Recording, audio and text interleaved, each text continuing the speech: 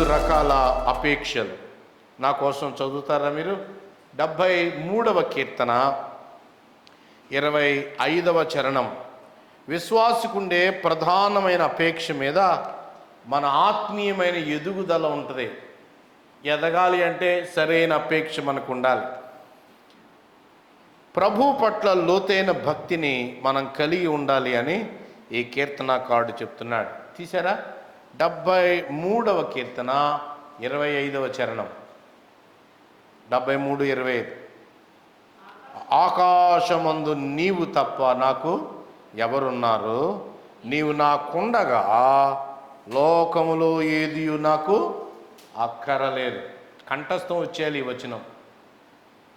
ప్రార్థనలో, మన కష్టాల్లో, మన ఆనందంలో ఎప్పుడు దేవునితో చెప్పుకునే మాటలు ఇలా ఉండాలి. ఏమనాలి? ఆకాశమందు నీవు తప్ప నాకెవరు ఉన్నారు. ఈ మాట అర్థం ఏంటంటే, దేవా, మొత్తం అంతట్లో నీ పట్ల నేను అపేక్ష కలిగి ఉన్నాను. ప్రభు కావాలి మనకి, క్రీస్తు ప్రభు కావాలి. దాని కొరకై నువ్వు ఎంత మరి ఇబ్బంది శ్రమైన ఎదుర్కోవాలి. అదే నీకు దీవెన, ఆశీర్వాదం. ఈ లోకంలో యేసు క్రీస్తు ప్రభు ఆకాశమందు నీవు తప్ప. కానీ ఈనాడు యవనస్తులు ఏమంటున్నారంటే దేవుడు తప్ప అందరూ కావాలి. అక్కడ కూడా తప్పే. ఆకాశమందు నీవు తప్ప నాకు ఎవరున్నారు? ఎవ్వరూ లేరయ్యా, నీవే, యేసు ప్రభువే. మనం చూస్తాం చూడండి, తండ్రి ఆయన కుమారుని గురించి ఏమన్నాడు అంటే, చూడండి మత్తయి సువార్త 3వ అధ్యాయం. మత్తయి సువార్త 3వ అధ్యాయం. అందరూ ఏమంటున్నారు యేసు ప్రభుని గురించి? 3వ అధ్యాయం 19వ వచనం చదువుకుందామా? 17 చూడండి. 17. ఇదిగో ఈయన అని లేదు, మన సబ్జెక్ట్ అంతా అక్కడే ఉంది. ఈయనకి ఈయనకి తేడా ఏంటి చెప్పండి? ఈయన ఈయనే తేడా ఏంటి? One and only. పరలోకపు తండ్రి ఆయన కుమారుని గురించి అంటున్నాడు. ఏమంటున్నాడు? ఈయనే అంటే ఇంకెవరు? కీర్తనకారుడు చెప్పింది అదే కదా. ఈయనే. విశ్వాసులమైన మన జీవితంలో పరలోకపు తండ్రికి ఏమి ఇష్టం? ఆయన అపేక్ష ఏంటి? ఆయన కుమారుడే ఆయన అపేక్ష. ఈయనే నా ప్రియ పరలోకపు తండ్రికి అపేక్ష. ఆయన ఏంటి? పరలోకపు తండ్రికి ఇంకెవరు లేరు, యేసు ప్రభు ఒక్కడే. ఫిలిప్పీ పత్రికలోనికి రండి, 3వ అధ్యాయం. పౌలు నీ అపేక్ష ఏమిటి? పరలోకపు తండ్రి అపేక్ష మనం విన్నాం. పౌలు అపేక్ష చూడండి, ఫిలిప్పీ పత్రిక 3:8. నిశ్చయముగా నా ప్రభు అయిన యేసు క్రీస్తును గురించిన అతి శ్రేష్టమైన జ్ఞానము నిమిత్తమై సమస్తమును నష్టముగా. ఏంటి నీ అపేక్ష పౌలు అని అంటే, ఆయన అంటాడు ప్రభు అయిన యేసు క్రీస్తు కొరకు సమస్తమును నష్టముగా ఎంచుకుంటున్నాను. 9లో ఏ విధము చేతనైనా క్రీస్తును సంపాదించుకోవాలి. పరలోకపు తండ్రి అపేక్ష మనం విన్నాము. పరలోకపు తండ్రికి అపేక్ష ఎవరు? ప్రభు అయిన యేసుక్రీస్తు. పౌలుకి అపేక్ష ఎవరు? ప్రభు అయిన యేసుక్రీస్తు. పరమగీతం చూడండి, 5వ అధ్యాయం 16వ వచనం. పరమగీత గ్రంథం పరిశుద్ధులందరి, ప్రభు నమ్ముకున్న వాళ్ళ అందరి అపేక్ష ఏంటో అక్కడ చెప్తున్నాడు. పరమగీత గ్రంథం 5వ అధ్యాయం 16వ వచనం. 5:16. అతని నోరు అతి మధురము, అతడు అతి కాంక్షణీయుడు, ద మోస్ట్ డిజైరబుల్. పరిశుద్ధులందరికీ ఎవరిష్టం? మందిరము, లేకపోతే బిల్డింగు, ప్రోగ్రాము, షో, ఇవన్నీ కాదు. పరిశుద్ధులందరికీ అతడు అతి కాంక్షణీయుడు. He is the most desirable. పరలోకపు తండ్రికి ఆయన కోరదగినవాడు, పౌలుకి కోరదగినవాడు, పరిశుద్ధులందరి దృష్టిలో ఆయన అపేక్షించదగినవాడు. మరి లోకం దృష్టిలో 53వ అధ్యాయం యెషయా గ్రంథం 53. లోకం దృష్టిలో యేసు ప్రభు ఎలా ఉన్నాడు? ఇక్కడే సమస్య అంతా, లేదా దైవభక్తికి భక్తిహీనతకు ఉన్న తేడా. 53:2 యెషయా గ్రంథం 53:2. మనం అతని చూచి అపేక్షించినట్లుగా అతని యందు స్వరూపము లేదు. దొరికిందా లైన్స్? మీకు మధ్యలో ఉన్నాయి. మరలా ఆ రోజున యేసు ప్రభును సిలువ వేయబడేటప్పుడట అతనిలో ఏం అపేక్షించాలండి? మీరు తండ్రి అపేక్షిస్తున్నాడు, పౌలు అపేక్షిస్తున్నాడు, పరిశుద్ధులందరూ అపేక్షిస్తున్నారు. కానీ సిలువ వేసే వాళ్ళు ఏం చెప్తున్నారు? అతని యందు ఏ సొగసు స్వరూపము లేదు, అపేక్షించడానికి అతని యందు స్వరూపము లేదు. 52:14 చూడండి. నిన్ను చూచి ఏ మనిషి రూపము కంటే అతని ముఖము, నర రూపము కంటే అతని చాలా వికారం. ఏంటండి అపేక్ష అపేక్ష అంటున్నారు? వినండి, లోకం దృష్టిలో ఆయన అపేక్షించదగినవాడు కాదు. ఎక్కడే లిట్మస్ టెస్ట్. ఏంటి లిట్మస్ టెస్ట్ అంటే ఏంటి? చెప్పండి, మాట్లాడండి. What is litmus test? ఆమ్లమో, యాసిడో, బేసో ఉందా? తీసేశారా మీ సిలబస్లోంచి? ఉండే ఉంటుంది. అది యాసిడో బేసో చెప్పడానికి ఒక కాగితం మీద వేస్తారు. ఓకే, అది మారే రంగును బట్టి అది ఆమ్లమా క్షారమా చెప్తున్నాము. యేసుప్రభు నీకు ఇష్టం లేడనుకో, లోక సంబంధికి యేసుప్రభు ఏమై ఉన్నాడో? ఇష్టం ఉన్నాడు. కానీ దేవుని పిల్లలకి యేసుప్రభు ఏమై ఉన్నాడు? ఇష్టం. అయితే అయిపోయింది. నీకేమి ఇష్టం అంటే, కొంతమంది అంటారన్నా చర్చిలో పాటలు అంటే ఇష్టం. గుడ్, మంచిదే. వర్తమానం మంచిదే. పరిచర్య అది కూడా మంచిదే. సువార్త యాత్రకి వెళ్ళి పత్రికలు మంచిదే. పరిచర్య మంచిదే. యేసుప్రభు పేరు మీద పేదల కొరకు అన్నీ మంచివే. కానీ అన్నిటికంటే లిట్మస్ టెస్ట్లో ప్రూవ్ అవ్వాల్సింది ఏంటంటే, పరిచర్య కంటే ప్రభు ఇష్టమై ఉండాలి. Is altogether lovely, most desirable. ఏమిష్టం నీకు? ప్రభు ఇష్టమా? ప్రభు పని అంటే ఇష్టమా? ఏది మొదట? ప్రభువే మొదట, తర్వాత ఆయన పని. కానీ చాలామంది యవనస్తులకి ఏమి ఇష్టం?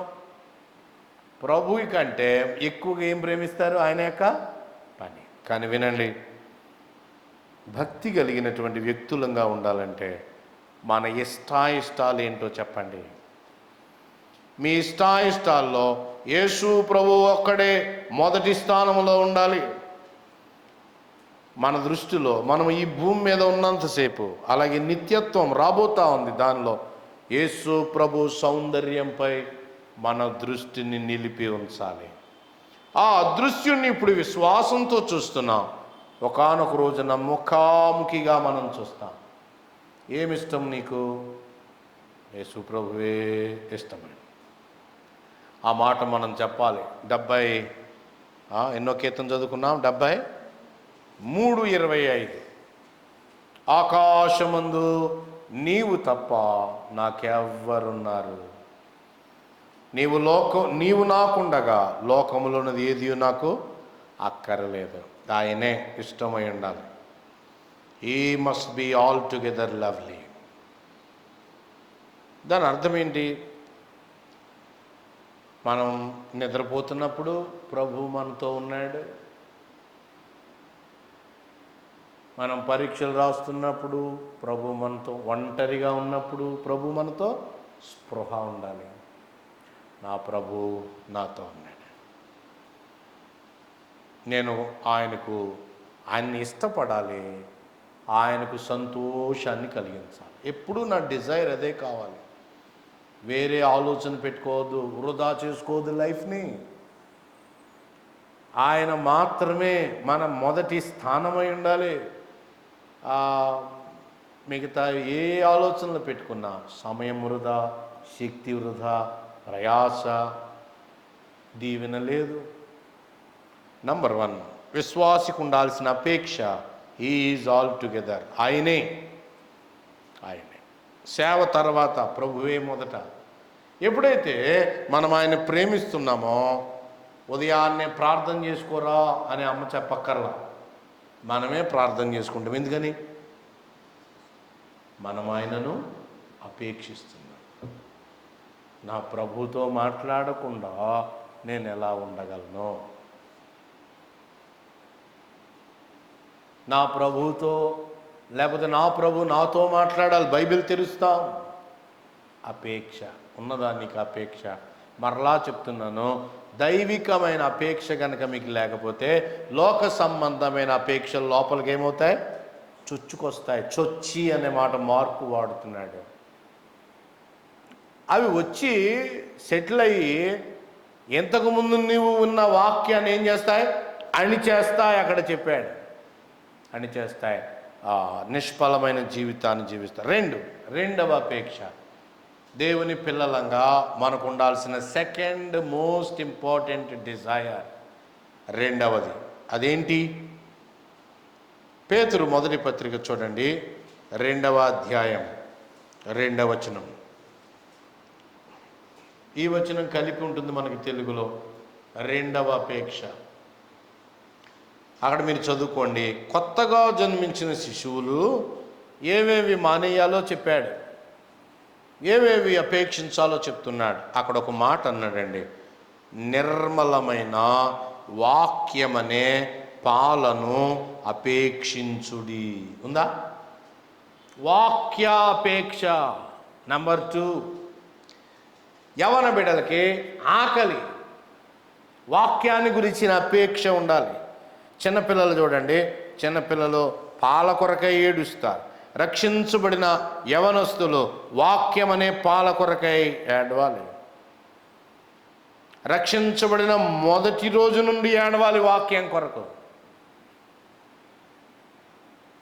చిన్నపిల్లలు పుట్టిన వెంటనే ఏం చేస్తారు? ఏడుస్తారు. ఏడకపోతే పీడియాట్రిషియన్ వాళ్ళని కదిలిస్తాడు, వాళ్ళు ఏడ్చేలా చేస్తాడు. ఏడ్చేడు అంటే బతుకున్నట్లు లెక్క. వాక్యం కొరకై ఏడుపు, ఆశ నీకుంటే నువ్వు విశ్వాసంలో బతుకున్నట్లు లెక్క. అపేక్ష ఉండాలి. రక్షించబడిన మొదటి రోజు నుండి జీవితాంతం వరకు వాక్యము కొరకైన ఆకలి నీకు ఉండాలి. యెషయా గ్రంథం 28వ అధ్యాయం చూడండి, 9, 10 వచనాలు మనం చదువుకుంటున్నాం. మనం ఎరిగినటువంటి మాటలే. యెషయా గ్రంథం 28వ అధ్యాయం 9, 10. ఇక్కడ దేవుని వాక్యము పాలు కలిపి చెప్పబడిన పాత నిబంధన ప్యాసేజ్. బహుశా పేతురు దీన్నే తీసుకొచ్చి అక్కడ రాస్తున్నట్టుగా కనబడుతుంది. 9, 10, 28వ అధ్యాయం యెషయా. వాడు ఎవరికి విద్య నేర్పునో, ఎవరికి వర్తమానము తెలియజేయనో, తల్లి పాలు విడిచిన వారికా, చన్ను విడిచిన వారికా అని తల్లి పాలను గురించి చెప్పి 10వ వచనములో ఆజ్ఞ వెంబడి ఆజ్ఞ, ఆజ్ఞ వెంబడి ఆజ్ఞ, సూత్రము వెంబడి సూత్రము, సూత్రము వెంబడి సూత్రము, కొంత ఇచ్చట కొంత అచ్చట చెప్పుచున్నాడని వారు అనుకొందురు. దేవుని వాక్యం కొంత ఇచ్చట కొంత అచ్చట. పాత నిబంధన కొత్త నిబంధన అక్కడ తిప్పండి ఇక్కడ తిప్పండి ఎందుకు అంటున్నారు? నీ ఆకలి తీర్చే వాక్యం. బిడ్డ ఆకలి తీరగానే ఏడుపు ఆపేసి చక్కగా నిద్రపోతుంది. అవునా? నీ ఆకలి తీరింది అని చెప్పడానికి నీ మనసు ప్రశాంతమైన స్థితిలోనికి వస్తుంది. దేవుని వాక్యం మాత్రమే మనల్ని ప్రశాంతమైన స్థితిలోనికి తీసుకొస్తుంది. వాక్యం లేకుండా నీవు బ్రతకలేవు. మత్తయి సువార్త 4వ అధ్యాయం ద్వితీయోపదేశ కాండంలో చెప్పిన మాటల్ని ప్రభు తరచుగా ఆయన తన పరిచర్యలో తిరిగి వాడాడు. 4:4 చూడండి, మత్తయి సువార్త 4:4. అందుకు ఆయన, మనుషుడు రొట్టె వలన మాత్రము కాదు కానీ దేవుని నోట నుండి వచ్చు ప్రతి మాట వలనను జీవించును. Man will live not just by bread alone, but the word, every word that proceedeth from the mouth of the Lord. దేవుని నోట, దేవుని ఊపిరిలోంచి వచ్చిన మాటలు విశ్వాసి ఆకలి తీరుస్తాయి. 66 గ్రంథాల ధననిధి. దీనిలో నుండి విశ్వాసులమైన మనం ప్రతిరోజు ఆహారాన్ని సమకూర్చుకోవాలి. వాక్యాన్ని మనం ప్రేమించాలి. వాక్యం గురించిన అపేక్ష మనలో ఉండాలి. వాక్యము మనకు బలమైన ఆహారంగా ఇవ్వబడింది. మీరు ఖాళీ సమయాల్లో మీకు యూట్యూబ్ కనుక ఉంటే పాటలు వింటారు, అవునా? క్రైస్తవ పాటలే, మంచిది. వర్తమానాలు వింటారు, మంచిది. కానీ జాగ్రత్తగా దేవుని వాక్యం, అది పాటల రూపంలో ఉండొచ్చు, వర్తమానం ఎలాగైనా ఉండొచ్చు, టెక్స్ట్ రూపంలో ఉండొచ్చు. దేన్ని కోరుకోవాలి? దేవుని యొక్క వాక్యాన్ని మనం కోరుకోవాలి. దేవుని వాక్యం ఎడారిలో ప్రయాణికునికి దిక్సూచి లాంటిది, చీకటిలో యాత్రికునికి దీపం లాంటిది, పోరాటంలో సైనికునికి ఖడ్గం వంటిది. ఆ ప్రయాణికుడువు, ఆ యాత్రికుడివి, నీవే. ఖడ్గం లేకుండా శోధన వచ్చినప్పుడు నిలబడితే పడిపోతావు. ఎడారి లాంటి లోకములో ఎన్నో నిర్ణయాలు చేయాల్సిన సమయంలో దిక్సూచి లేకపోతే పడిపోతాం. చీకటి లోకం, దీపము లేకుండా నడవలేం. దేవుని వాక్యం, దేవుడు తన మహిమలో ఏ రీతిగానైతే అనంతుడిగా ఉన్నాడో వాక్యం మనకు తెలియచేస్తుంది. అన్ని వయస్సుల వారికి వాక్యం కావాలి. అయితే ఒక మాట మనం చెప్పాలి, యేసు ప్రభు నాకు ప్రియం, నెంబర్ 1. రెండవది, నీ ధర్మశాస్త్రము నాకెంతో ప్రియము. వాక్యం కావాలండి. Every believer should have this Dzire.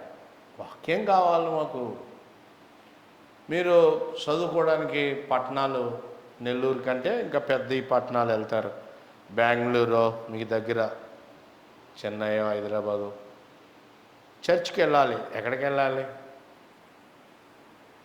దేవుని వాక్యం చెప్పేవాళ్ళ దగ్గరికి పోతామా?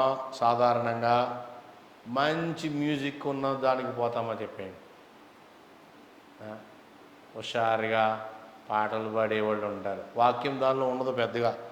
కానీ యవనస్తులకు ఆకర్షణ ఏది? పాటలే. అక్కడికే పోతారు. ఏంటంటే బ్రదర్ అండ్ అసెంబ్లీలో డ్రమ్మే ఉంటుంది, అక్కడ చూడండి గిటార్ ఉంటుంది, గిటార్లో బేస్, ఇంక ఎన్ని రకాలో. వాక్యమును కోరుకుంటే నీవు తెలివైన దానవు, తెలివైన వాడవయ్యా. నీ జీవితాన్ని వృధా చేసుకోవటం లేదు. నువ్వు నిన్ను నీవు కట్టుకుంటున్నావు, బలపరుచుకుంటున్నావు. నీవు జ్ఞానవంతురాలివి, నీవు జ్ఞానవంతుడివి. వాక్యాన్ని హృదయంలో నింపుకోండి. నీ ధర్మశాస్త్రము నాకెంతో ప్రియం. ఒకటి, ప్రభువే కోరదగినవాడు. బైబిల్ అంతా మీరు తెరిచి చూస్తున్నప్పుడు ప్రభువే ప్రియమైన వాడు. రెండవది, ఆయన వాక్యం శోధనలో, బోధలో, పరిచర్యలో, జీవితం అంతటిలో దేవుని వాక్యం మనకు కావాలి. దేవుని వాక్యం మరి ఎలా చదువుతున్నారు మీరు? మీలో రోజు బైబిల్ చదివే అలవాటు ఉందా? రోజు ఓకే, బైబిల్ చదవండి, నోట్స్ రాసుకోండి, చిన్న ప్యాసేజ్ తీసుకోండి. ఎట్లా చదవాలి అన్నా? Bible good. బైబిల్ చదవండి. ఎలా చదవాలంటే అధ్యాయాలు చదవద్దు. చదివితే మంచిదే, కానీ నేను మీకు అందించేది ఏంటంటే మీరు ఎంత చదివినా ఒక్క మొక్కన్న బుర్రలో పడాలి, అది రోజంతా తిరగాలి. అది నేను చెప్పేది. ఈ ఈ తరానికి పశువుల గురించి ఎక్కువ తెలియదు. ఆవు ఏం చేస్తుందంటే గబ్బగబ్బా గడ్డి మేస్తుంది. మేసి మింగేస్తుంది, త్వరగా మింగేసి జీర్ణాశయానికి వెళ్ళదు. అన్నవాహిక దగ్గరలో ఒక సంచి ఉంటుంది, దానిలోకి వెళ్ళిపోతుంది. ఇదంతా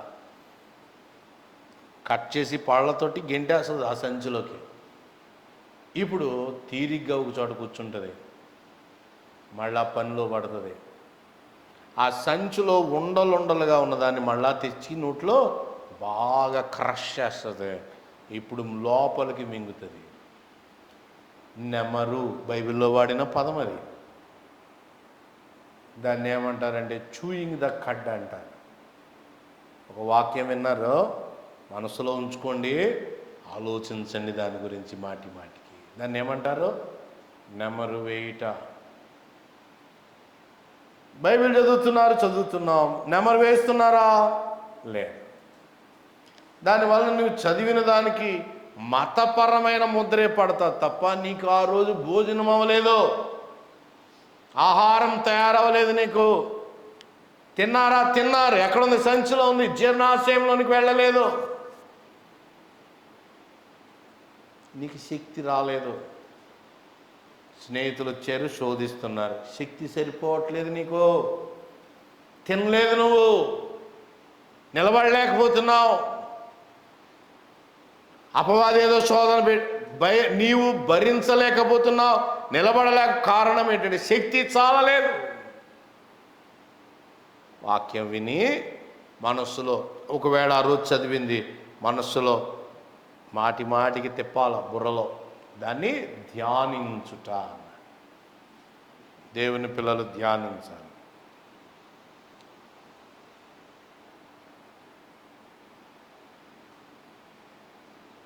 వాళ్ళ ఇంట్లో పని అయినా వివాహం కొరకే అమ్మాయిని తీసుకురావడానికి పద్దనరాము వెళ్ళాడు.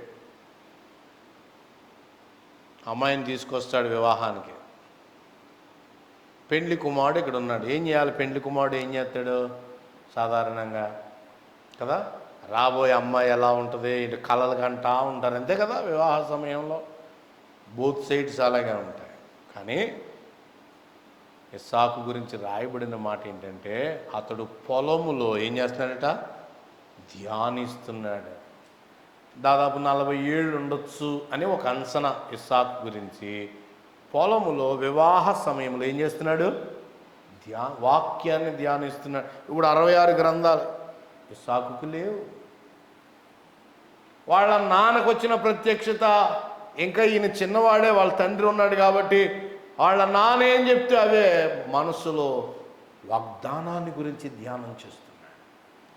మేము ఒక ప్రత్యేకమైన సంతానం, మనాన్ని వేరే చోటు నుంచి ఇక్కడికి తీసుకొచ్చేటట మా దేవుడు, మమ్మల్ని విస్తరింపజేస్తాను, గ్రాండ్ ప్లాన్ ఉందంట మా పట్ల. ధ్యానిస్తున్నాడు. 40 ఏళ్ల ఒక యవనస్తుడు వివాహ సమయంలో అతని దృష్టి మరలిపోలేదు, ఫోకస్డ్గా ఉన్నాడు. 100 ఆలోచనలు, నిర్ణయం తీసుకోలేము కదా. మన వాక్యం పట్ల అపేక్ష ఉన్నదా? మూడవది 84వ కీర్తన 2వ వచనం, 2వ చరణం. సామ్ 84:2, 84:2. ఒక యవనస్తుడికి ఉండాల్సిన ఆశ, 3వ ఆశ ఏం చెప్తున్నాడు? 84:2. యెహోవా మందిరావరణములను చూడవలనని నా ప్రాణము ఎంతో ఆశపడుచున్నది, అది సొమ్మసిల్లుచున్నది. జీవము గల దేవుని దర్శించుటకు నా హృదయమును నా శరీరమును ఆనందముతో కేకలు వేసి. 3వ అపేక్ష మందిరమును చూడవలను అంటే సహవాసం, కూడిక కొరకైన అపేక్ష లేదా సహవాసం. దేవుని పిల్లలతో ప్రభువుతో సహవాసం చేయాలి. దేవుని మందిరం పట్ల రాజైన దావీదు అపేక్ష కలిగి ఉన్నట్టుగా ఇక్కడ మనం చూస్తాం. 132వ కీర్తన కూడా చూడండి. ఎంత అపేక్ష దేవుని మందిరం అంటే. 132వ కీర్తన 4-5 చరణాలు. Psalm 132 4 and 5 verses. 132వ కీర్తన ఏమన్నాడు? 3-4 వచనాలు కలిసి ఉన్నాయే. యాకోబు యొక్క బలిష్ఠునికి మ్రొక్కుబడి చేసేదను, ఎట్లనగా యెహోవాకు నేనొక స్థలము, మందిరం అన్నమాట. యాకోబు యొక్క బలిష్ఠునికి నివాసం నేను నా వాసస్థానమైన గుడారములో నేను నేను పరుండు మంచము మీదకి ఎక్కాను. నా కనులకు నిద్ర రాని, నా కనురెప్పలకు కునికిపాటు. దేవుని మందిరంలో నేను కనపడాలి. ఎంత అపేక్ష ఉందో చూడండి. నా కన్నులకు నిద్ర రానియను. మీటింగ్కి వస్తావేంట్రా అని అంటే ఫ్రెండ్ అని అంటాడు, నిద్ర వచ్చేస్తుందిరా నేను రాను అంటాడు. కానీ నిజమైన దేవుని పిల్లలు ఏం చెప్పాలా? మీటింగ్లో నిద్రపోవాలా. నా కన్నులకు నిద్ర రాని. ఐతుకు అనే ఆయన త్రోయ అనే ఊళ్ళో కిటికీలో కూర్చుని ఏమైపోయాడు? నిద్రపోయాక మళ్ళీ ఏమైపోయాడు? కింద పడ్డాడు. దావీదు ఏమంటున్నాడు? నా కన్నులకు నిద్ర. మీటింగ్, ఫెలోషిప్ అనా, ఈరోజు యూత్ మీటింగ్ ఉందా? ఈరోజు బైబిల్ స్టడీ ఉందా? ఈరోజు ప్రేయర్ మీటింగ్ ఉందా? ఈరోజు రొట్టె విరిచే కూటం ఉందా? ఏ ట్రూ బిలీవర్కి స్ట్రాంగ్ డిజైర్ ఉంటుంది. నిజమైన విశ్వాసికి పుల్ ఉంటుంది, లాగుతుంది అది. ఈ టైంలో మందిరంలో ఫెలోషిప్ ఉంది. పరిశుద్ధులు కొంతమంది చేరి సావాసం చేస్తున్నారు. నేను ఇంటి దగ్గర ఎలా ఉండగలను? There is a strong pull. వెళ్ళాలి అక్కడికి. నా కన్నులకు నిద్ర రానివ్వను. 84వ కీర్తనలో మనం చూస్తున్నాం 2వ వచనములో భక్తుని హృదయ వాంఛ. ఎఫెసీ పత్రిక 2వ అధ్యాయం చూడండి. దేవుని ఆలయం పట్ల అపేక్ష ఉండాలి అని చెప్పాడు. ఏంటి ఆ దేవుని ఆలయం? ఎఫెసీ పత్రిక 2వ అధ్యాయం 20-21 మీరు ఆ వచనాలన్నీ చదివితే మీకు అర్థమయ్యే. పాత నిబంధనలో ఆలయం, క్రొత్త నిబంధనలో సంఘము. క్రీస్తు యేసే ముఖ్యమైన మూలరాయి అయి ఉన్నాడు. అపోస్తులు ప్రవక్తలు వేసిన దాని మీద మీరు కట్టబడుతున్నారు. మీరు సంఘము అని ఆయన చెప్తున్నాడు. సంఘమే దేవుని మందిరం.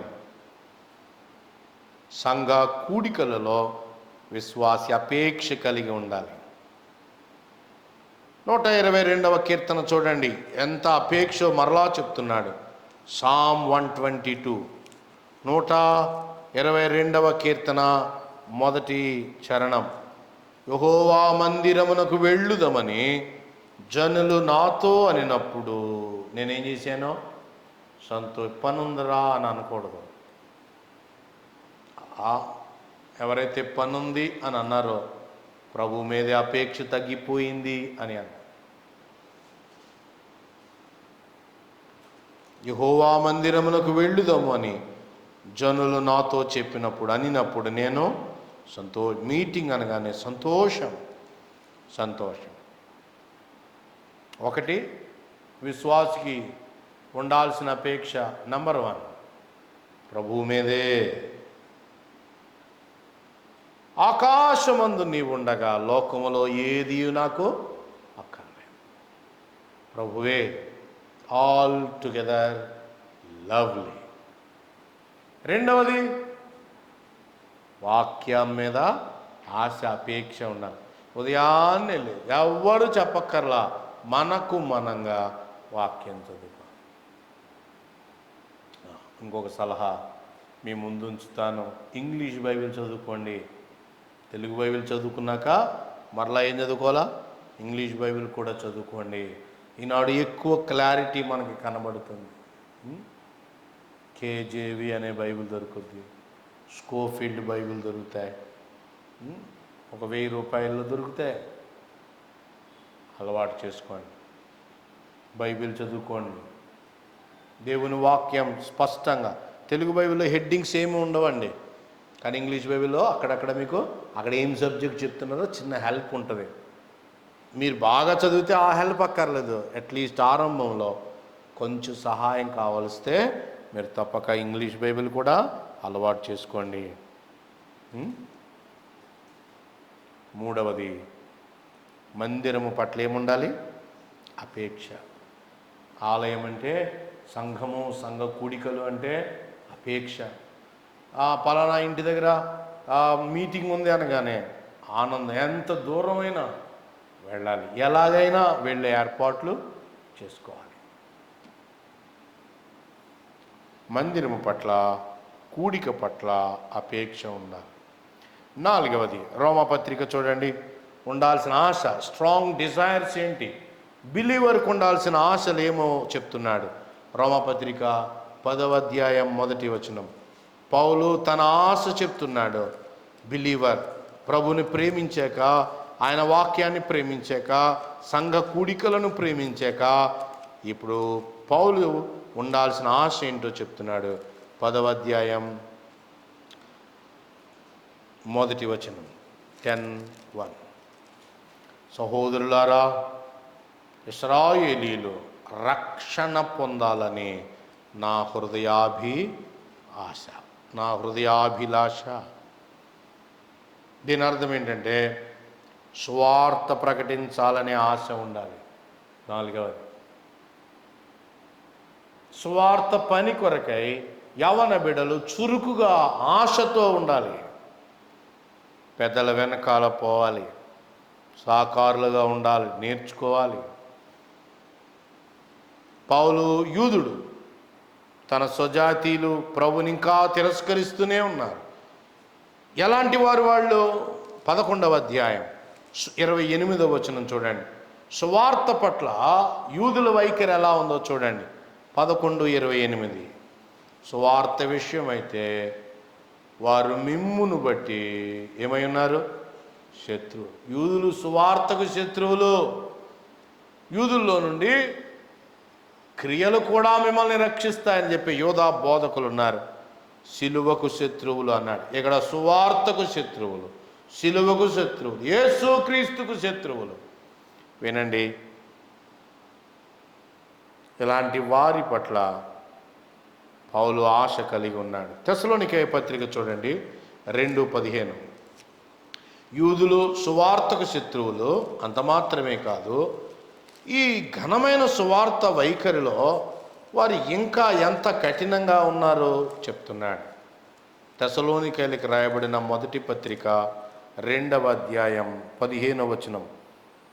ఆ యూదులు తమ పాపములను ఎల్లప్పుడూ సంపూర్తి చేయుటకై ప్రభువైన యేసును ప్రవక్తలను చంపి మమ్మును హింసి. ప్రవక్తలను, యేసుక్రీస్తును చంపిన వారు సువార్తకు వ్యతిరేకులు, సువార్తకు శత్రువులు, ప్రభువుని చంపిన వారు. రోమాపత్రిక 9:3లో ఇంకొక క్యారెక్టర్ చెప్పాడు. పౌలు ఏ యూదులకు సువార్త చెప్పాలని ఆశిస్తున్నాడు? 9వ అధ్యాయం 3వ వచనములో వారి రక్షణ కొరకై పౌలు ఎలాంటి ఆశ కలిగి ఉన్నాడో చూడండి.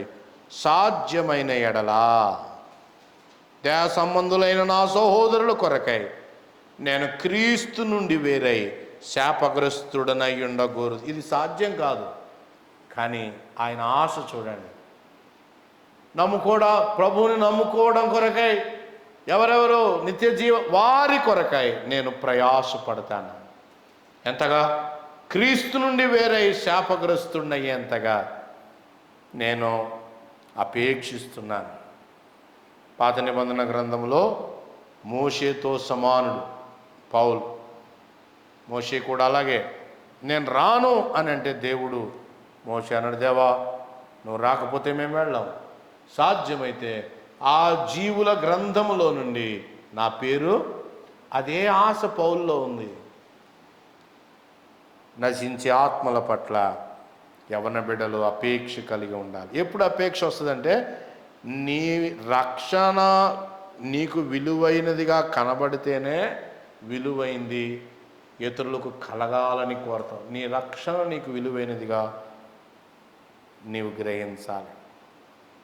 పౌలు తిమోతి నీ ఆశ ఏంటయ్యా? 2:4 చెప్పాడు మొదటి పత్రిక, మనుషులందరూ రక్షణ పొందాలి, అందరూ రక్షించబడాలి. కాలేజీలో, మీరు పనిచేసే చోట, స్కూళ్ళల్లో, లేకపోతే మీ ఆఫీసులో, ఎక్కడైనా ఒక్కటే ఆశ విశ్వాసది. మనుషులందరూ ఎలా రక్షించబడతారో తెలియదు, కానీ ప్రభువా నన్ను ఏం చేయమంటావు? లేఖనానుసారమైన సువార్తను ప్రకటించినప్పుడు ఆత్మలు రక్షించబడేటట్టుగా ప్రభు కార్యాలు చేస్తాడు. పౌలు కొరింథీ పత్రికలో చెప్పాడు, పత్రికలు ఇవ్వనివ్వటం లేదయ్యా. రోడ్డు మీద పత్రికలు ఇస్తుంటే వాళ్ళు కొడుతున్నారు, ఆటంకపరుస్తున్నారు, అభ్యంతరపరుస్తున్నారు. ఏం చేయాలి? పౌలు ఎప్పుడో చెప్పాడు, మిమ్మల్ని పత్రికలు ఇవ్వనివ్వటం లేదా, మీరే పత్రికలుగా ఉండండి. పౌలు అన్నాడు, మేము క్రీస్తు పత్రికలుగా జీవిస్తున్నాం. అవిశ్వాసులు ఎదుట మనము క్రీస్తు పత్రికలం.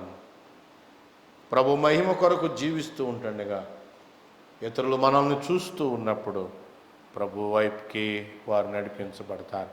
కాబట్టి అన్యులు రక్షించబడాలనే ఆశ మనకున్న అపేక్ష. మొదటి అపేక్ష ప్రభు అయిన యేసుక్రీస్తు కొరకైన అపేక్ష. రెండవది వాక్యము కొరకైన అపేక్ష. మూడవది సంఘము కొరకైన అపేక్ష. నాలుగవది సువార్త కొరకైన.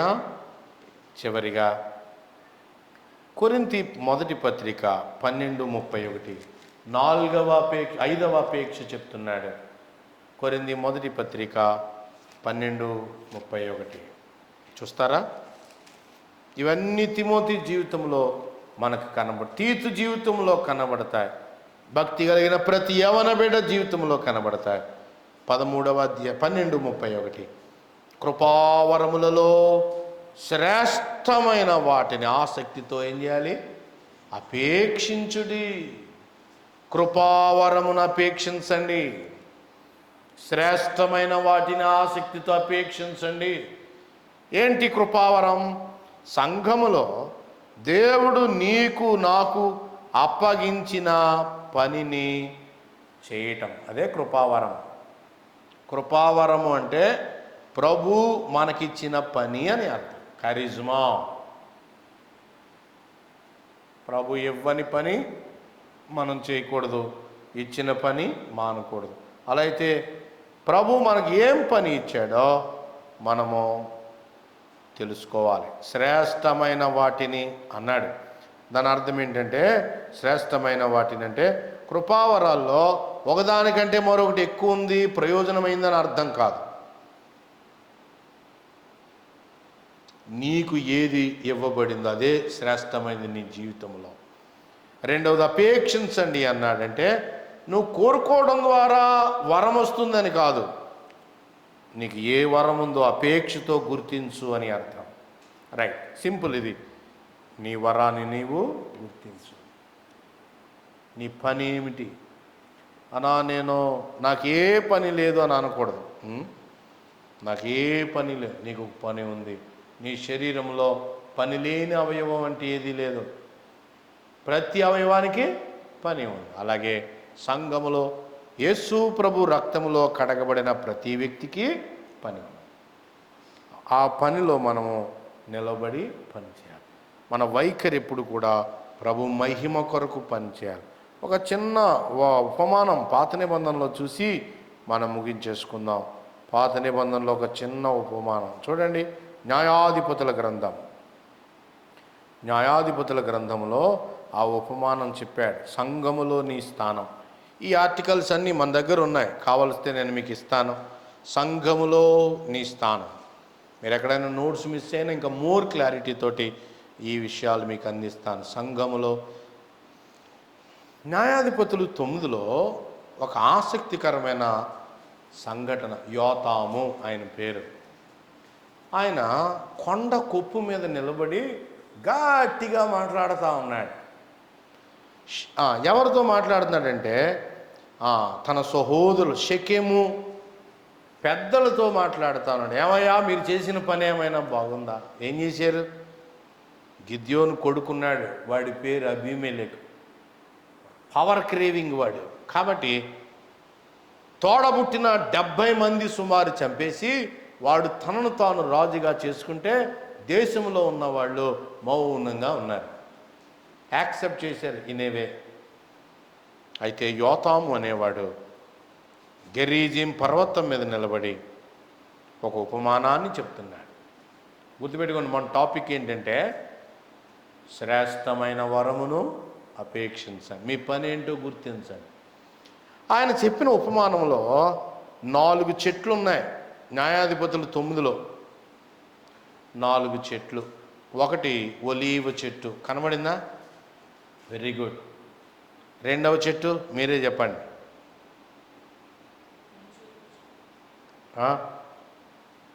Brothers, my dear young brothers, రెండవ చెట్టు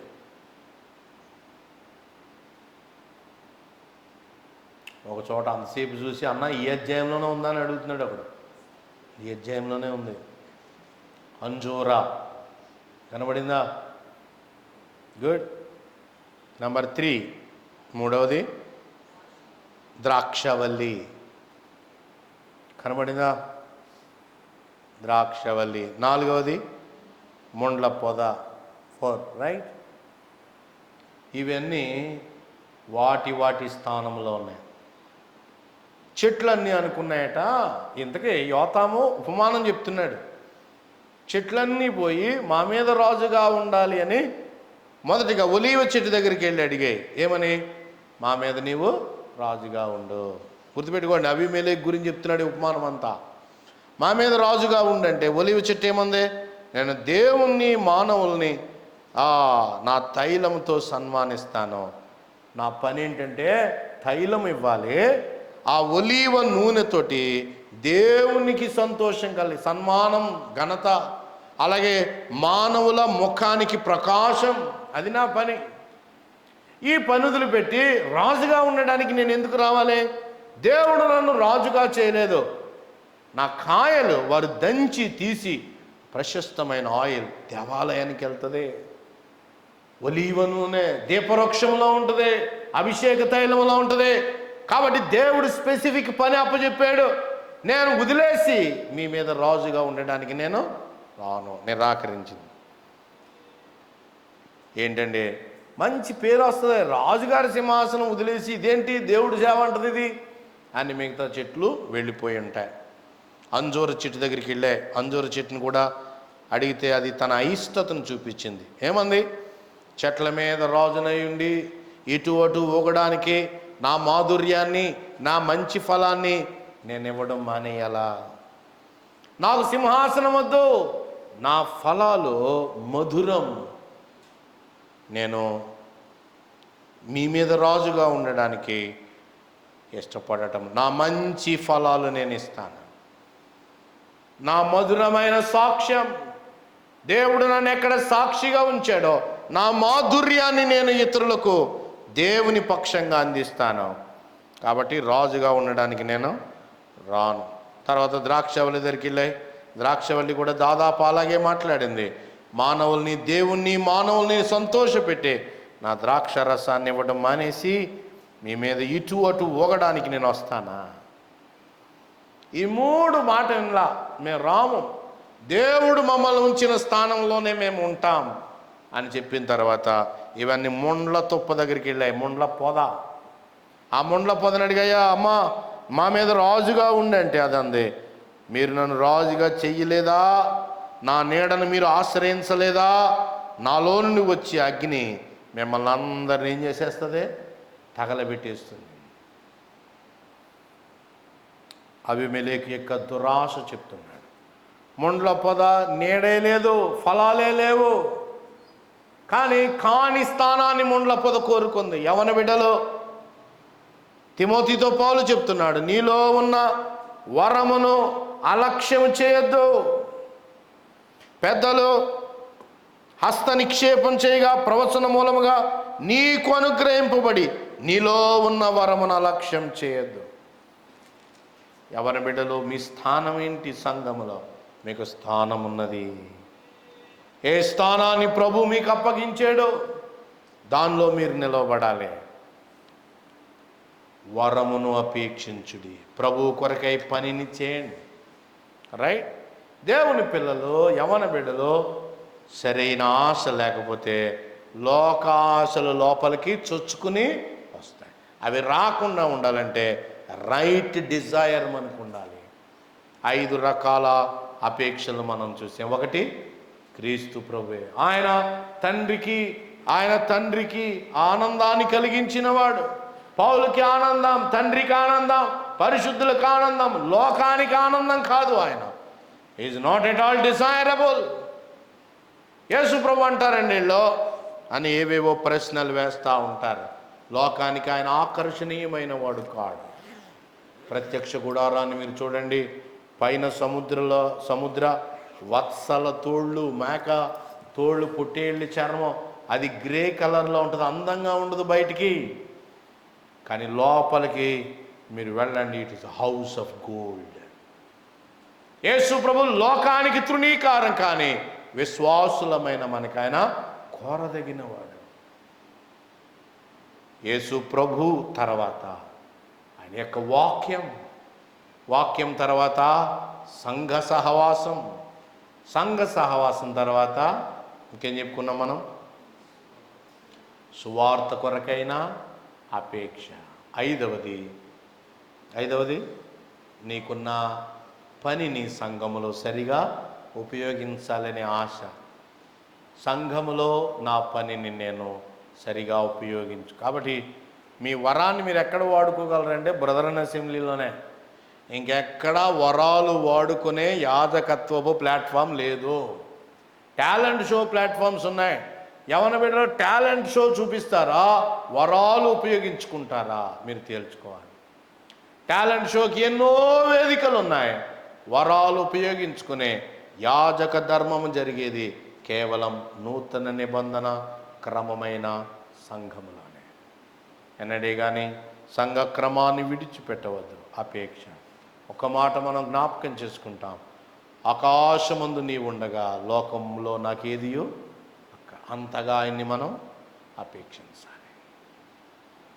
తలలో ఉంచుదాం, ప్రార్థన. ఏదైనా డౌట్ ఉందా మీకు? Any doubt you have? దయగల తండ్రి, నీకు స్తోత్రాలు. మా అపేక్ష లేఖన భాగాల్లో ఎలా ఉండాలో మేము నేర్చుకున్నాం. ఐహిక విచారాలు, ధన మోసము మేమిన్న వాక్యాన్ని అణిచివేస్తాయి. ఈ విషయంలో మేము ఒప్పుకుంటా ఉన్నాం. ఎంతగా నిన్ను అపేక్షించాలో అపేక్షించలేకపోతున్నాము. ప్రియ ప్రభువా, నీకు దాసులంగా నీ పట్ల అపేక్షతో బ్రతికే కృప మాకు దయచేయమని. ఆయన అతికాంక్షణీయుడు, కోరదగినవాడు. ఈయనే నా ప్రియ కుమారుడని పరలోకపు తండ్రి మీరు చెప్పినట్లుగా మా ప్రభు పట్ల మేము అంత అపేక్ష కలిగి ఉండడానికి సహాయం చేయండి. వాక్యము పట్ల, సంఘము పట్ల, సువార్త పని పట్ల మా వరములు ఉపయోగించుకున్నట్లు అపేక్ష లేఖనాల్లో మీరు రాయించారు. స్తుతిస్తున్నాం. లోక సంబంధమైన అపేక్షలు తీసివేసి ఈ వాస్తవికమైన అపేక్షలతో మా జీవితాలు నింపమని, మా కొరతలు సరిచేయమని యేసుక్రీస్తు ప్రభు నామములో స్తుతించి వేడుకుంటున్నాము తండ్రి.